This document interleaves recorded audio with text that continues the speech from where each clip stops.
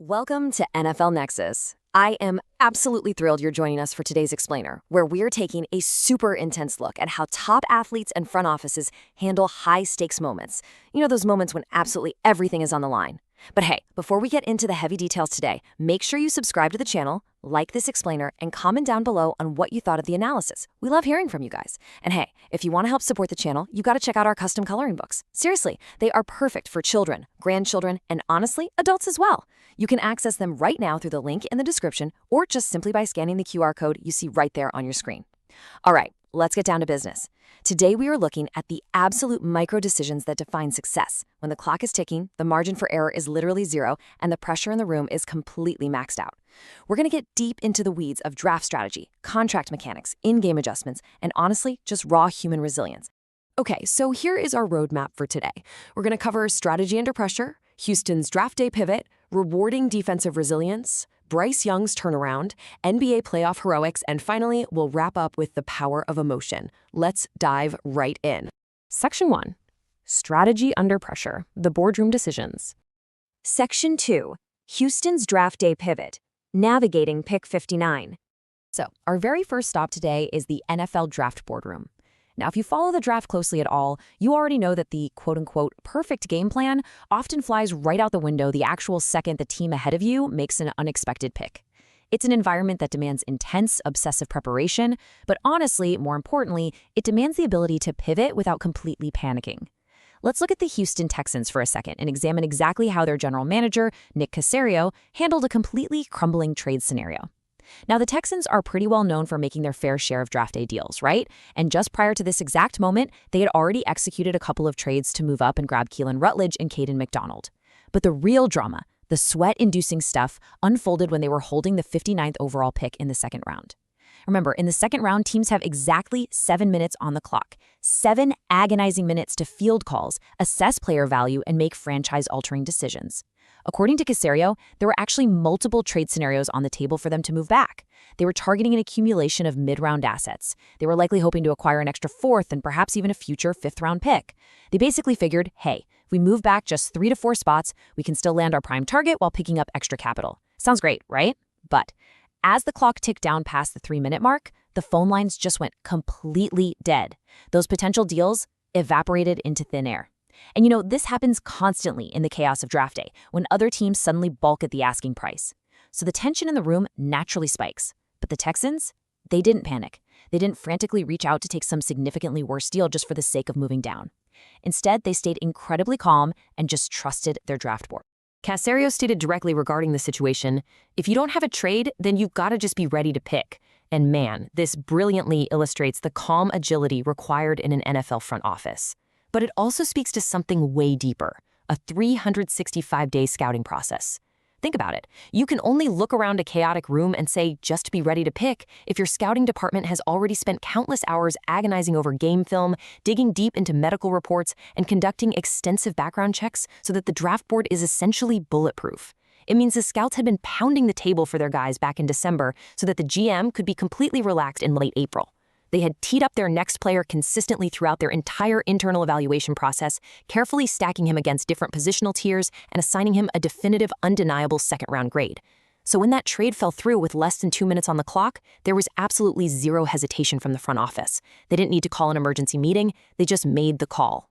So they stick to their board and they grab tight end Marlon Klein. Now the context here is absolutely critical. During that specific late second, early third round range, a massive run on tight ends who could work in line as blockers started happening all across the league, which actually completely deviated from the consensus pre-draft media rankings. By holding their ground at 59, the Texans secured a guy who perfectly fit their specific offensive scheme. Let's look at the granular details of Marlon Klein for a second, because he's a fascinating prospect. He's an exceptionally athletic vertical threat out of Michigan. We are talking about a player who flashes a low 4.6 40-yard dash time while standing at a massive 6'6" and weighing in at over 250 pounds. That is a lot of man moving very fast. But what makes him so unbelievably valuable to Houston is exactly how he was utilized in Michigan's grueling, physical gap scheme running attack. See, he wasn't just flexed out into the slot running cute routes against linebackers all day. He was constantly asked to put his hand in the dirt and literally dig out massive defensive ends. He fits their desperate need for inline blocking to help establish that play-action pass game, while also possessing the raw, explosive speed to genuinely threaten the seam. So no, it wasn't the flashy media darling trade down that Caserio was famous for, but it was a hyper-calculated, resilient pivot that got them a fundamental building block for their offense. Section 3. Rewarding defensive resilience. The Azeez Al-Shaair extension. Just as the Texans front office showed incredible agility and calmness on draft day, they also showed they know exactly how to recognize and reward immense human resilience on their roster.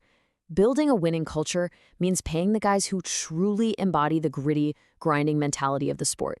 And it is so fascinating to compare the financial realities of the types of players who get rewarded in this league. On one hand, you have Houston handing out a massive, high-profile blockbuster extension to former high draft pick Will Anderson Jr. We are talking about a staggering 3-year, $150 million deal.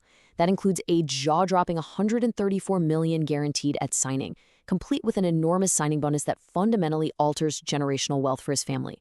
But right alongside that heavily publicized mega deal, they also reached a crucial 3-year extension with linebacker Azeez Al-Shaair. Now, Al-Shaair wasn't some highly touted first-round pick with a massive rookie contract safety net to fall back on. Not at all. His journey is the absolute definition of gritty. He entered the grueling world of the NFL as an undrafted free agent. And for a UDFA, the financial reality is incredibly bleak. You're basically fighting for a roster spot, making a rookie minimum of around $750,000. None of it is guaranteed. You're constantly at risk of being cut, relegated to practice squad money, and just living out of a suitcase. He had to fight tooth and nail for every single special team snap just to keep his NFL dream alive. But look at this. Al-Shaair secured his future with the franchise all the way through the 2029 season. How on earth did a formerly undrafted player earn that kind of immense long-term security in a league where the average career is less than 3.5 years? Simple, by absolutely grinding and making himself totally indispensable on defense. Let's look at the numbers. In 2025, he put up phenomenal, game-altering stats. 103 tackles, 9 passes defensed, and 2 crucial interceptions, all across 16 starts. I want you to really think about the physical toll of 103 tackles in a single NFL season. That means constantly meeting 230-pound running backs head-on in the A-gap on 3rd and 1, taking on pulling guards, shedding blocks in the flat. It's brutal, but his sideline-to-sideline motor is just relentless. This kind of effort naturally earned him team captain status and his first-time Pro Bowl selection. When you zoom out and look at his entire hard-fought career across 100 grueling games with the 49ers, the Titans, and the Texans, he's racked up 535 total tackles, 6 sacks, and 5 forced fumbles. It is just the ultimate testament to surviving the unforgiving pressure of the NFL margin, proving that sheer will and high football IQ can turn a training camp long shot into a highly paid foundational piece of a defense. Section 4. Bryce Young's dramatic turnaround. Saving a career. Speaking of incredible bounce backs, let's look at the ultimate NFL resilience story happening right now with the Carolina Panthers. If you want to talk about surviving while under an absolute microscope, the journey of a #1 overall pick is as intense as it gets. This timeline here maps out Bryce Young's absolute roller coaster of a professional journey.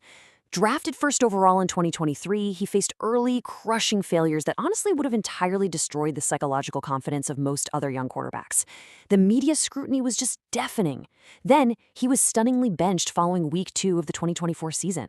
Being demoted that early in a sophomore campaign usually spells the complete end of a franchise quarterback's tenure. It's a death sentence for your confidence. But Young, he stayed engaged in the film room. He swallowed his pride. Then came week 8. Veteran Andy Dalton was unfortunately involved in a minor car crash that resulted in a badly sprained right throwing thumb, rendering him unable to grip the football. So on a sudden Tuesday afternoon, Young was abruptly reinserted into the starting lineup. The pressure was immense. He was thrust back into the fire with a team that was desperately searching for an identity. But he took that unexpected second chance and completely ran with it, adapting his mechanics and leading the team all the way to the point where the Panthers incredibly picked up his 5th-year option for 2026. The numbers here tell the story brilliantly. Let's break this down.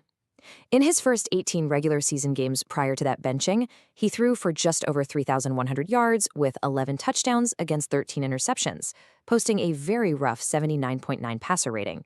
If you watch the tape, he was drifting backwards in the pocket, fading away from his throws, and his eyes were dropping at the absolute first sign of interior pressure. But look at the past 28 games since his return to the lineup. The mechanical shift is so obvious on tape. He actually started tying his feet to his eyes, stepping aggressively up into the pocket, and processing his secondary reads much, much faster. The results? He threw for 5,375 yards, an outstanding 39 touchdowns, and only 18 interceptions, bumping his rating all the way up to 87.4. He navigated tight window throws over the middle of the field and consistently hit his checkdowns to just keep the chains moving. He miraculously led the Panthers to an 8-9 record and snatched the NFC South title.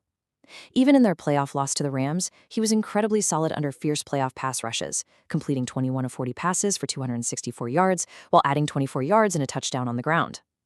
As head coach Dave Canales noted, Young just continues to stack lessons, turning early mechanical flaws into polished professional quarterbacking.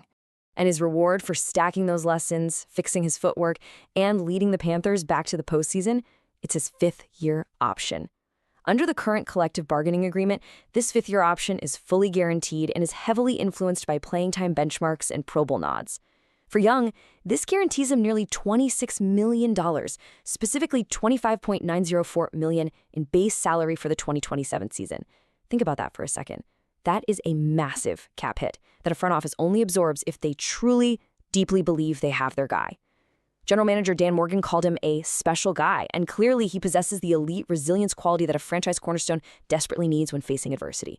Because let's face it, the business of football moves incredibly fast. In fact, SpotTrack currently estimates his future market value at around $37.2 million annually on his next extension.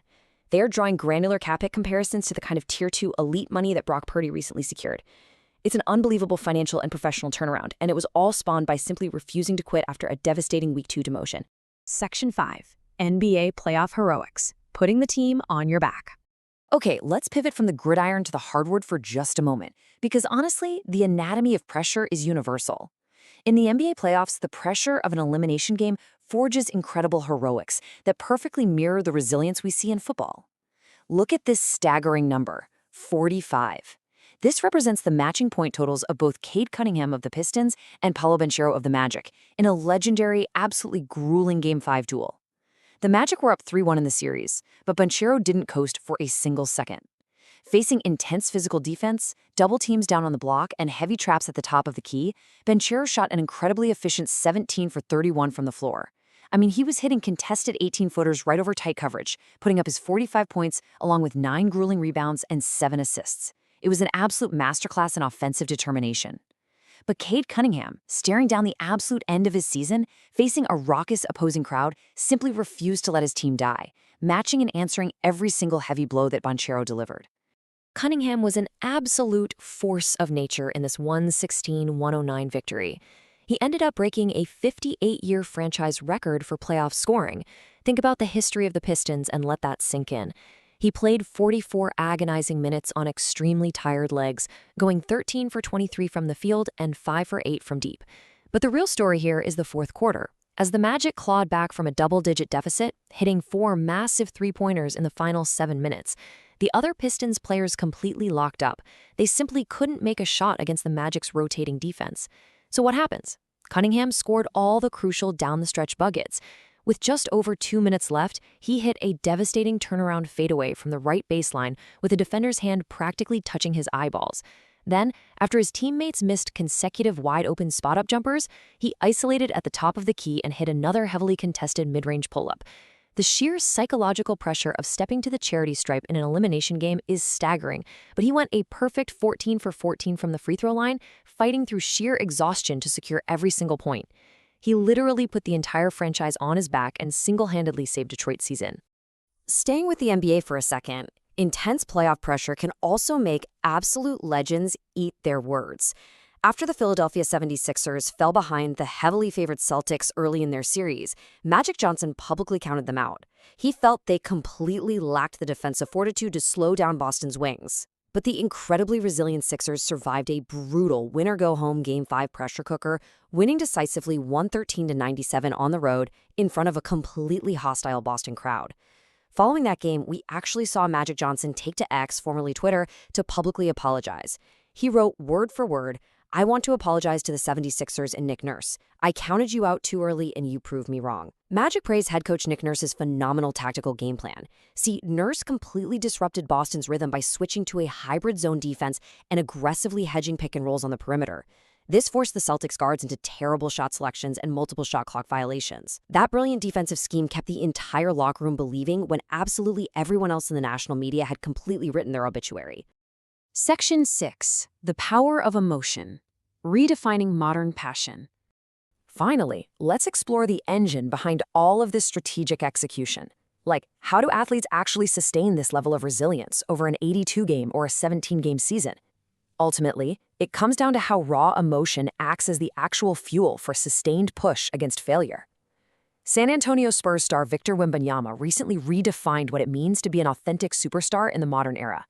Let's look at the context of what happened. During an intense regular season matchup against the Clippers, the Spurs were down by over 20 points in the third quarter. It seemed like a completely lost cause. Game over, right? But Wembanyama orchestrated a furious, grinding comeback, capping it all off with a massive defensive stop on the final possession to secure the win. Overcome by the exhaustion and the pure thrill of the fight, he actually broke down and cried right there on the court. And crazily enough, he took a significant amount of flack for it on social media, from fans and pundits who thought it was wildly out of the ordinary, or even weak, to show that much raw emotion over a non-championship mid-season victory. But the truth is, absolute, unrelenting resilience requires a profound level of genuine passion that you just can't turn on and off like a light switch. When asked directly by the French outlet L'Équipe about all that online criticism, Wemby gave an incredibly mature, deeply philosophical response. He identified the criticism precisely for what it really was: a societal fear of judgment and a rigid adherence to the arbitrary social codes of modern sports culture. We all know there's a long-standing expectation of stoicism in the NBA, right? It's that too cool for school mentality where stars are supposed to look completely unfazed, chewing their mouth guards and jogging back on defense without a single change in expression. Wemby firmly rejected that. He stated, "Personally, I refuse to carry the burden of having to hide my emotions." He realizes that suppressing how much he cares actually acts as a physical and psychological weight. Carrying that burden inhibits fast-twitch physical responses and clouds your court vision. By being completely unapologetic about his emotional investment, that lack of a psychological burden frees him up to perform dynamically, instinctually, and joyfully at his absolute highest physical peak. And clearly, his unapologetic passion and his complete emotional buy-in is working beautifully on the biggest stages. He channeled that exact fiery emotion to lead the Spurs to a dominant 5-game series victory over the Portland Trail Blazers in their first-round playoff matchup. And he didn't just win, he absolutely took over the paint. He fundamentally altered the Blazers' offensive game plan, averaging double-digit rebounds, heavily contesting shots at the rim, and using that exact same emotional fire to pump up his teammates and literally dive on the hardwood for loose balls late in the fourth quarters. It was the very first playoff series win of his young, highly anticipated career. It perfectly proves that what some cynical fans might try to ridicule on social media as a weakness or a lack of composure is actually the exact emotional maturity, deep-rooted care, and internal fire that translates directly to establishing a winning culture in the brutal gauntlet of the postseason. I really want to leave you with this provocative thought to wrap up our explainer today. We've looked at the intense micro-details of Nick Casario's taking draft clock, the gritty financial reality of Azeez Al-Shaair's undrafted grind, the mechanical adjustments behind Bryce Young's career resurrection, and the pure, unbridled passion of playoff performers like Cade Cunningham and Victor Wembanyama. So I ask you, when the clock is ticking and everything is collapsing around you, is the perfect, analytical X's and O's strategy or the pure, unapologetic human resilience to survive when that strategy falls apart the ultimate key to victory? I really want to know what you guys think. Let me know your detailed thoughts on that in the comments below.